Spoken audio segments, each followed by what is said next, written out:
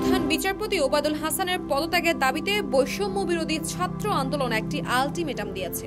তারা প্রধান বিচারপতি ও আপিল বিভাগের বিচারপতিদের দুপুর ১টার মধ্যে পদত্যাগের আহ্বান জানিয়েছে।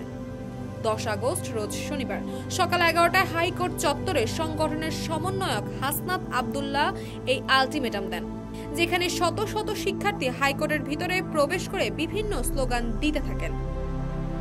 এর আগে সুপ্রিম কোর্টের প্রধান বিচারপতি সরকারের সাথে কোনো রকম পরামর্শ না করেই ফুল কোর্ট মিটিং ডাকেন, যার প্রক্রিয়ার হাইকোর্ট ঘেরাও করার কর্মসূচি ঘোষণা করে বৈষম্য বিরোধী ছাত্র আন্দোলন। হাসনাত আব্দুল্লাহ আরও জানান, ঢাকার সব শিক্ষা প্রতিষ্ঠানের শিক্ষার্থী ও সাধারণ মানুষকে হাইকোর্টের দিকে মিছিল নিয়ে আসার আহ্বান জানানো হয়েছে। পাশাপাশি প্রতিটি জেলা কোর্ট, জজ কোর্ট ও বিচারপতিদের বাসভবন ঘেরাও করার পরিকল্পনাও করা হয়েছে। তিনি বলেন, আজই ফ্যাসিবাদী বিচার ব্যবস্থাকে সম্পূর্ণভাবে উৎখাত করবে গোটা বাংলাদেশ।